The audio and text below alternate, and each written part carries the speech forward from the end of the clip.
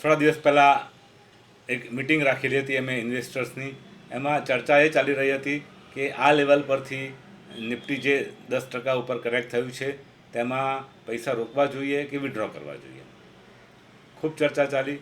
ચર્ચા એવી હતી કે બે પ્રકારના વ્યૂ લોકોના હતા કે એ લોકો ટેકનિકલી એમ કહેતા હતા કે 23,500 તૂટી ગયો એટલે 23,000 આવે એ તૂટી ગયા, એટલે 22,800 આવે, 22,800 તૂટી જાય એટલે 22,500 આવે, અને ખરાબમાં ખરાબ સિચ્યુએશનમાં 21,000 સુધીનું નિફ્ટી લેવલ આવે એટલે આ લેવલ પર જે પણ કંઈ સ્ટોક્સ હોય એ વેચી દેવો જોઈએ અને કેશ પૈસા રાખવા જોઈએ કે જેથી જ્યારે બજારમાં મોટી મંદીનું વાતાવરણ આવે ત્યારે ખરીદી શકીએ.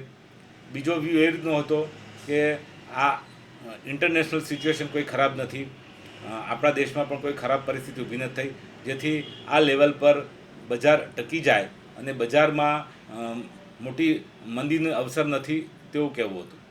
તો આપણો વ્યૂ એ રીતનો રાખી શકાય કે બજારમાં વોલેટાલિટી તો રહેવાની છે. બજારમાં 1,200-1,500 પોઈન્ટ નિફ્ટીની વધઘટ મહિના દરમિયાન થઈ શકે છે, કારણ કે જે FII ઇન્સ્ટિટ્યુશન છે, ફોરેન ઇન્સ્ટિટ્યુશન છે, એ સતત વેચી રહ્યા છે. એની સામે આપણા મ્યુચ્યુઅલ ફંડ, આપણી domestic institution, insurance company shares ખરીદી લે છે. એટલે આટલું બધું સેલિંગ પ્રેશર હોવા છતાં પણ આપણા લોકલ ઇન્વેસ્ટર્સ અને DIIને કારણથી બજાર ઘટે છે પણ તરત જ સપોર્ટમાં આવી જાય છે. અને બીજું શું થયું છે કે માર્કેટનું મોમેન્ટમ તૂટી ગયું છે. જે આજથી 4-5 મહિના પહેલાં મોમેન્ટમ હતું અને લોકો આગળ આવીને ગમે તે ભાવે શેર્સ ખરીદતા હતા, તેમના પોર્ટફોલિયોમાં 40-50% સુધીનું ધોવાણ થયું છે. એટલે નવી ખરીદી દેખાતી નથી અને નવી ફોલોઅપ બાઇંગ નહીં આવે તો ચોક્કસપણે બજારમાં ઘટાડો દેખાય. અને બીજું શું થયું કે સેકન્ડ ક્વાર્ટરના વર્કિંગ એટલા બધા સારા નહીં આવ્યા. હવે આપણે જોવાનું રહેશે કે આ થર્ડ ક્વાર્ટર જે ડિસેમ્બર 24ના વર્કિંગ કેવા આવે છે.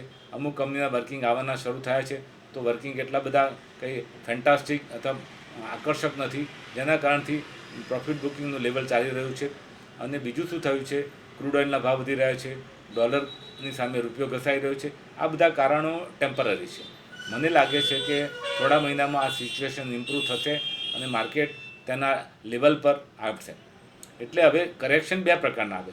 કરેક્શનમાં એક એવું હોય કે ટાઈમ કરેક્શન અને બીજું વેલ્યુ કરેક્શન, પ્રાઇસ કરેક્શન. એટલે આપણે જોઈએ તો પ્રાઇસ કરેક્શન તો આવી ગયું છે. ઉપલા લેવલ પરથી નિફ્ટી 10-11% તૂટી ગઈ છે અને સ્ટોક્સ પણ 40-50%, 60% તૂટી ગયા છે. એટલે હવે જે કરેક્શન છે એ ટાઈમ કરેક્શન રહેશે. મે બી 6 મહિના 8 મહિના આવું લે અને આ લેવલ પરથી માર્કેટ એક નેક્સ્ટ મુવમેન્ટ વિચારે. અને આપણે સામે બજેટ છે તે પણ જોવાનું રહેશે. બજેટમાં કેવી જોગવાઈઓ આવે છે તે આવ્યા પછી બજાર મોમેન્ટમ પકડશે તેવું લાગી રહ્યું છે. Thank you.